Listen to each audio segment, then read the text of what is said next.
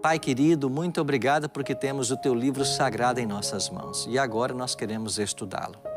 Queremos entender como o Senhor salva, como nós podemos ser salvos.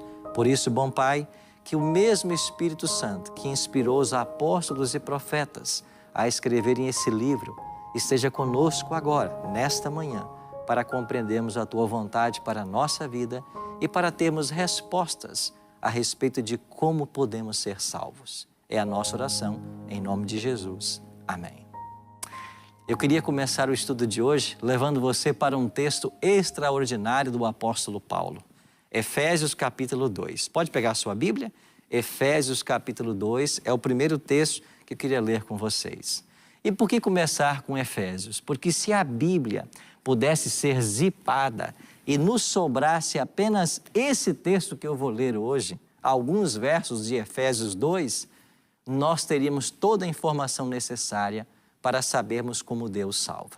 Então acompanha comigo aí a leitura, Efésios capítulo 2, versículos 8 e 9. O apóstolo Paulo escreveu assim: porque pela graça sois salvos mediante a fé. Isto não vem de vós, é dom de Deus, não de obras, para que ninguém se glorie. Efésios 2, 8 e 9, dois versos que eu tenho certeza que você pode decorar comigo agora. Inclusive, o hábito de se decorar versos da Bíblia é um excelente costume cristão, porque a palavra de Deus nos ensina: guardo a tua palavra no meu coração para não pecar contra ti. Quanto mais textos bíblicos você souber de cor, melhor você vai estar fortalecido para as batalhas espirituais. O que Paulo está querendo ensinar com esse texto? Porque pela graça sois salvos, mediante a fé, ou por meio da fé. Isso não vem de vós, é um dom de Deus. Versículo 9, não de obras, para que ninguém se glorie. O texto é claro, e quem sabe esse texto seja um dos textos mais radicais que a Bíblia tem. Porque pela graça sois salvos. Nós somos salvos é pela graça. Aí eu pergunto para você, você entende o que é graça? Bom, aqueles que são um pouco mais antigos vão se lembrar que no passado, a gente quando encontrava uma pessoa perguntava assim: qual é a tua graça? Está lembrado disso? Qual é a tua graça? Era uma referência ao nome. Qual é o teu nome? Assim a gente perguntava. Mas será que esta graça que Paulo está dizendo que nos salva é isto? Bom, você também quando vê uma pessoa fazendo algo jocoso, algo engraçado, a gente diz assim: essa pessoa é cheia de graça, né? Essa pessoa é engraçada.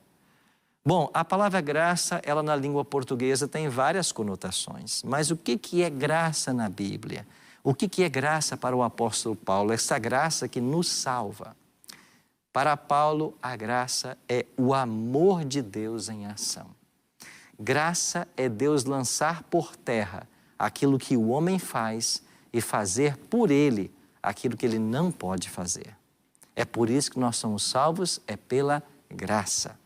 Aí Paulo diz assim, por meio da fé. O que é fé? A fé também não é um dom de Deus? É. Você recebe esse dom quando você nasce. A fé é comparada a um músculo. Só que alguns desenvolvem, outros não. Mas todos nós temos fé. E sabe que até alguns usam esta fé no sentido de desacreditar em Deus? É verdade. Assim faz o ateu. Nós somos salvos pela graça mediante a fé. E isso não vem de vós, é um dom de Deus. O que é dom? Dom é um presente. É algo que Deus nos dá. Algo pelo qual nós não podemos pagar. Então a salvação é um dom que Deus dá para mim e para você. E no versículo 9, Paulo vai completar. Não de obras, para que ninguém se glorie. Ou seja, nós não somos salvos pelas obras. Porque senão nós teríamos de que nos gloriar. Mas nós somos salvos pela graça, pela maravilhosa graça de Jesus. E nós vamos entender melhor esse assunto. Porque talvez eu esteja falando com alguém nesta manhã de sábado que há muito tempo carrega um pesado fardo, tentando alcançar o céu. E quem sabe descobrirá hoje que você estava tentando pelo caminho errado. Não existe texto mais radical na Bíblia. Porque pela graça sois salvos por meio da fé, não de obras, para que ninguém se glorie. Se Paulo está dizendo que eu não posso ser salvo pelas obras, isso quer dizer que nada do que eu faça poderá contribuir para a minha salvação. Radical isso, não? Mas é verdade. Nada do que eu faça poderá contribuir para a minha salvação. Pastor, guardar mandamentos contribui para a minha salvação? Não, não contribui. Não, pastor, não contribui. Mas espera aí, pastor, então se eu não mato, se eu não roubo, se eu não adultero, se eu guardo o sábado, se eu não adoro imagens de escultura, se eu honro meu pai e minha mãe, isso não me ajuda? Não. E por que não? Porque você é salvo pela graça e não é pelas obras. Pastor, devolver o dízimo me ajuda na minha salvação? Também não. Mas como que não, pastor? Mas claro que não.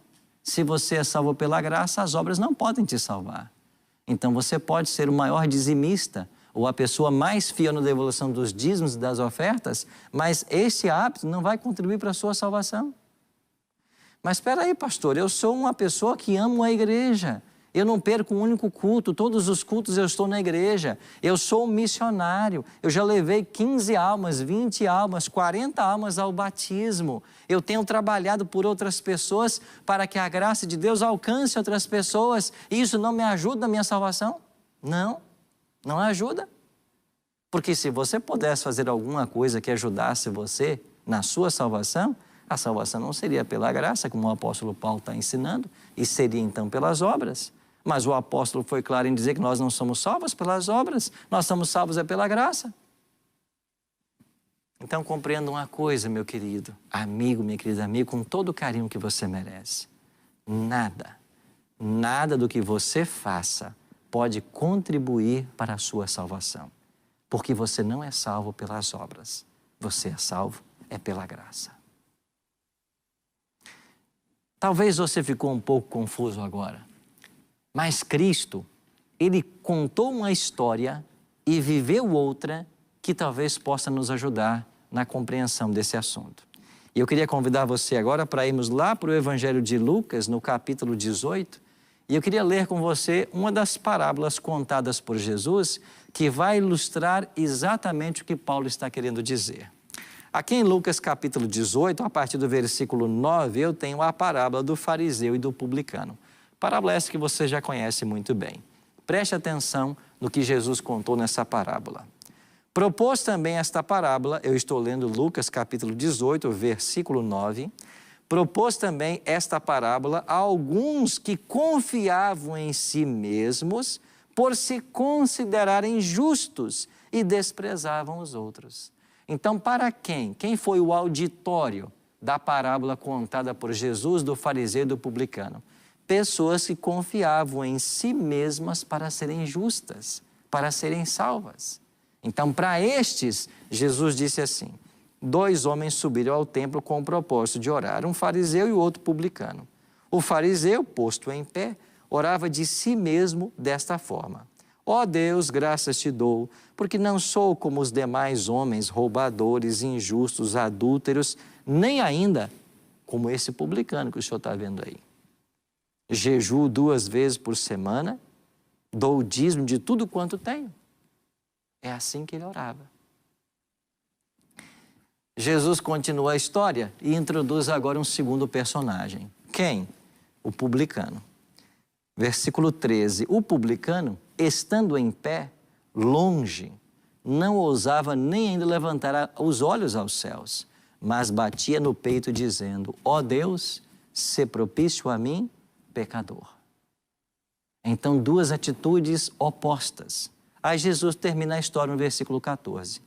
Digo-vos que este, o publicano, desceu justificado para a sua casa, e não aquele, o fariseu.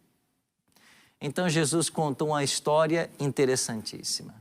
Alguém que se considerava justo, que fazia todas as coisas da forma correta, que se declarava melhor do que os outros homens.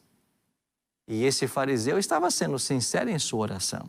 Se você estudar a vida de um fariseu, você vai perceber que eles eram estritos religiosos.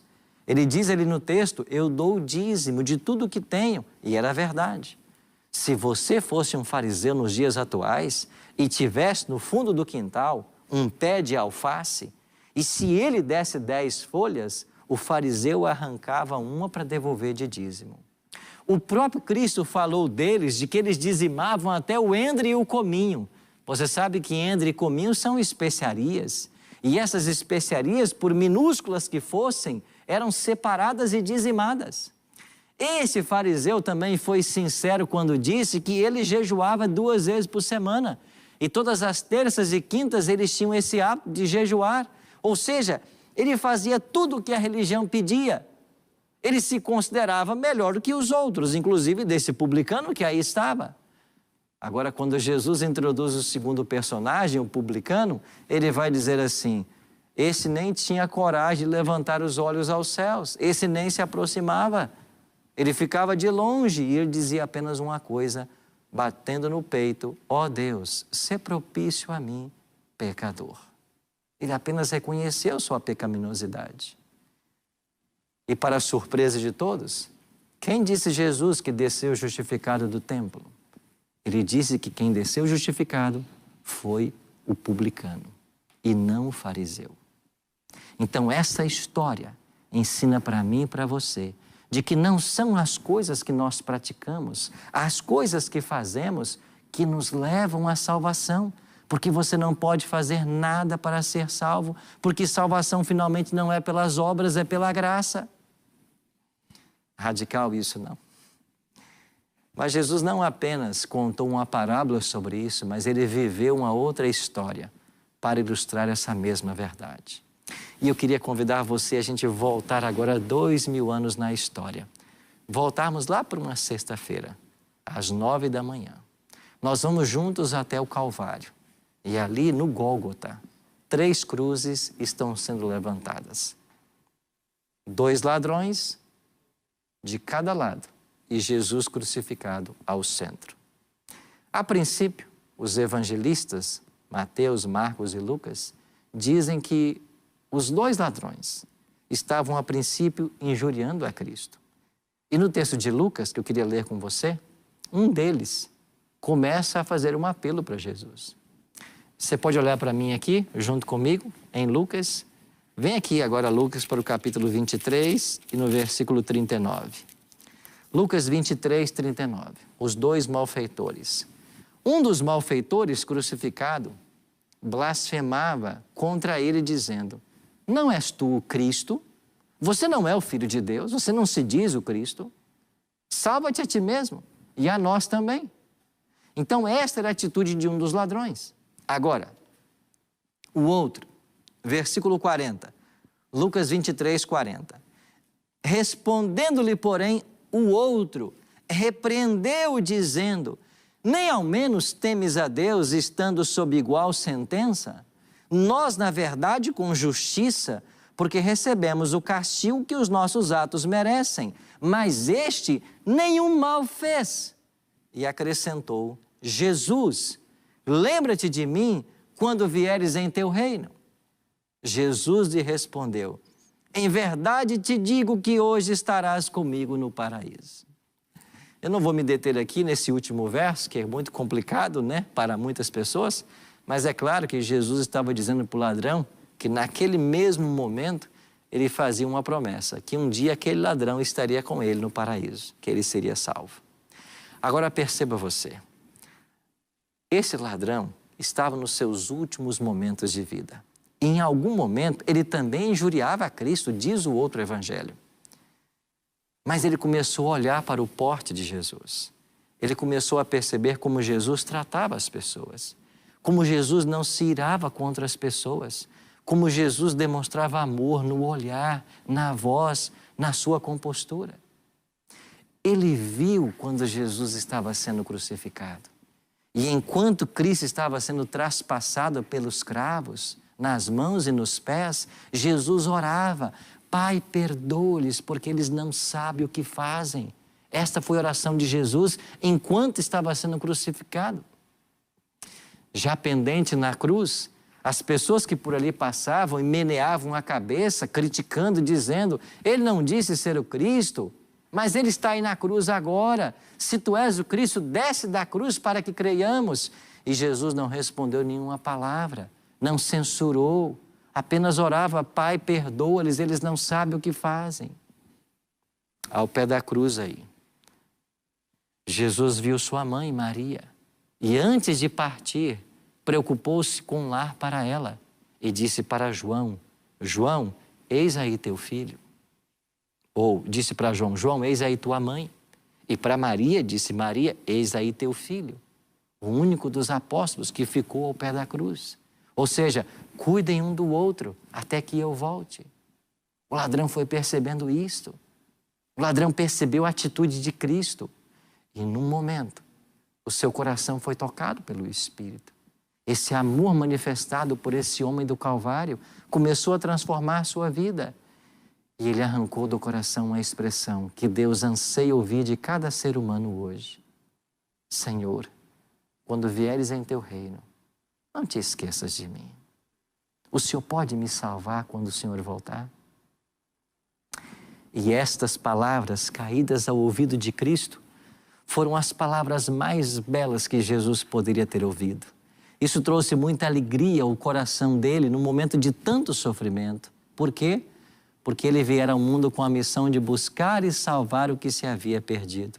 E ele testemunhava ali na cruz, quem sabe, a última pessoa que o aceitava como Messias antes da sua morte. Ele testemunhava ali ao seu lado, numa outra cruz, a última pessoa a quem foi alcançado por sua graça, e ele prometeu para esse ladrão que ele estaria no céu. Uma poesia antiga dizia que esse foi o maior ladrão do mundo, porque ele roubou a vida inteira e na hora da morte roubou a salvação. E por que a poesia dizia que ele roubou a salvação? Porque ele nunca guardou um mandamento, porque ele não devolvia dízimo, porque ele não frequentava a igreja, porque ele não dava estudos bíblicos, porque ele não fazia nada. E ele foi salvo. Então a poesia dizia: ele roubou a salvação. Não, ele não roubou a salvação. Esse ladrão simplesmente aceitou aquilo que de graça nos é oferecido. E é esta aceitação que eu e você precisamos fazer hoje. Aceitar aquilo que nos é oferecido pela graça. Você entendeu quão radical é esta mensagem?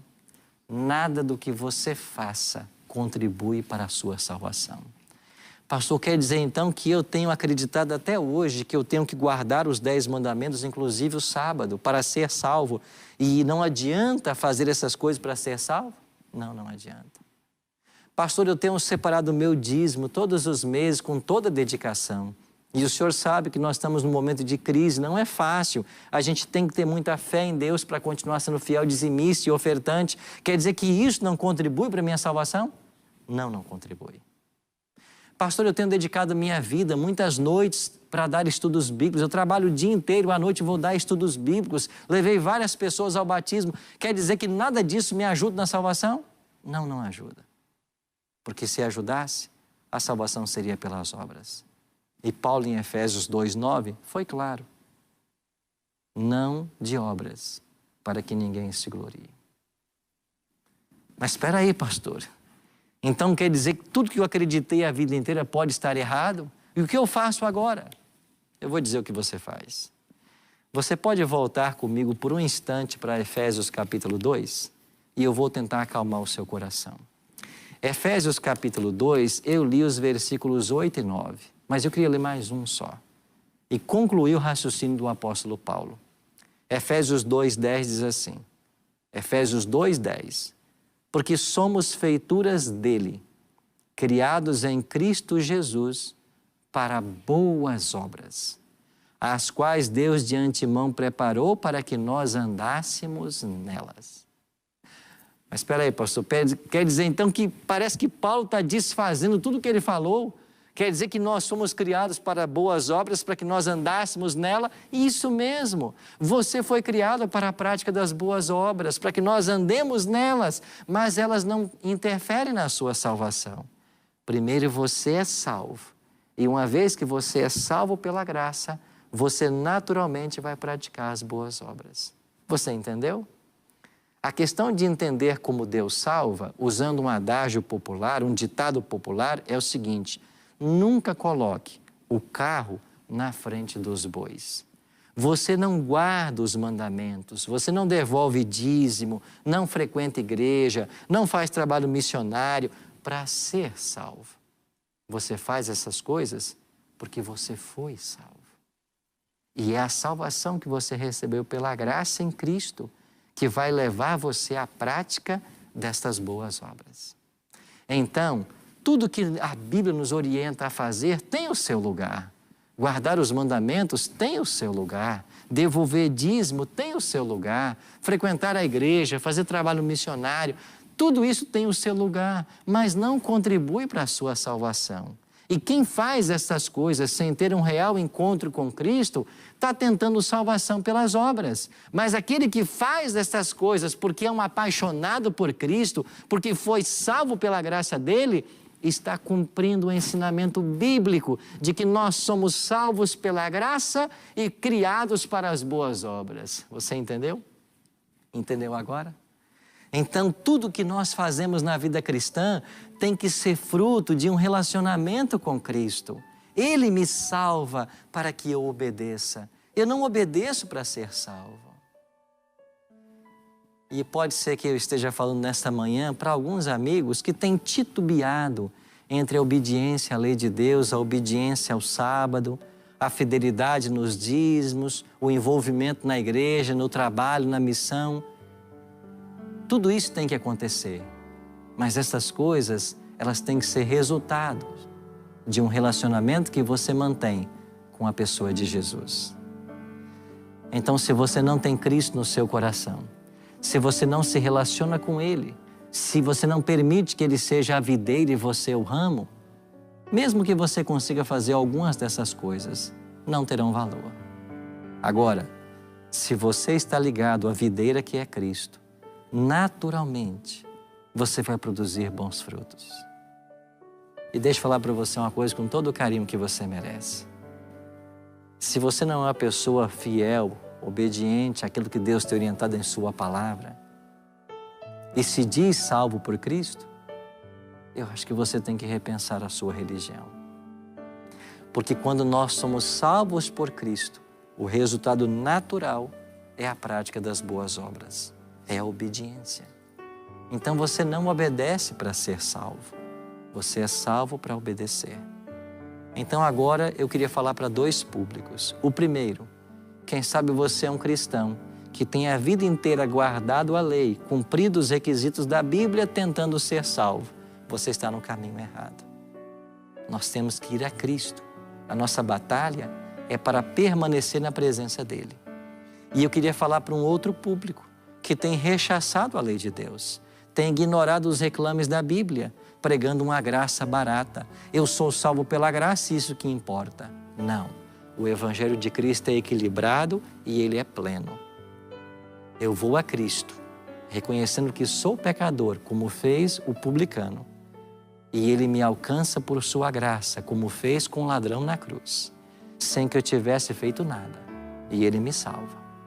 Mas quando Cristo vem habitar no meu coração, na minha vida, o resultado natural de alguém que tem Cristo é a obediência, é a prática das boas obras, é o envolvimento na missão, é o uso dos dons e talentos para o avanço do reino de Deus.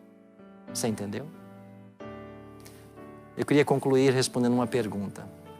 Pastor, salvação é fácil ou é difícil? As duas coisas. Salvação é fácil e é difícil. Salvação é difícil se você se considera uma das 99 ovelhas no aprisco. Mas salvação é muito fácil se você se sente a ovelha perdida. Porque a ovelha perdida, ela não fez nenhum esforço, ela nem podia, ela não estava em condições. Ela simplesmente baliu e no seu desespero, o pastor veio buscá-la. Você se sente uma ovelha perdida? Salvação para você é fácil. Ora comigo. Pai, nos ajude a entender hoje de que nós somos esta ovelha perdida que carece de salvação. E que a Tua graça, bom Pai, nos alcance hoje. E que nós nunca mais confiemos nas nossas práticas, nas nossas boas obras, mas na Tua graça, para a nossa salvação. Em nome de Jesus, amém.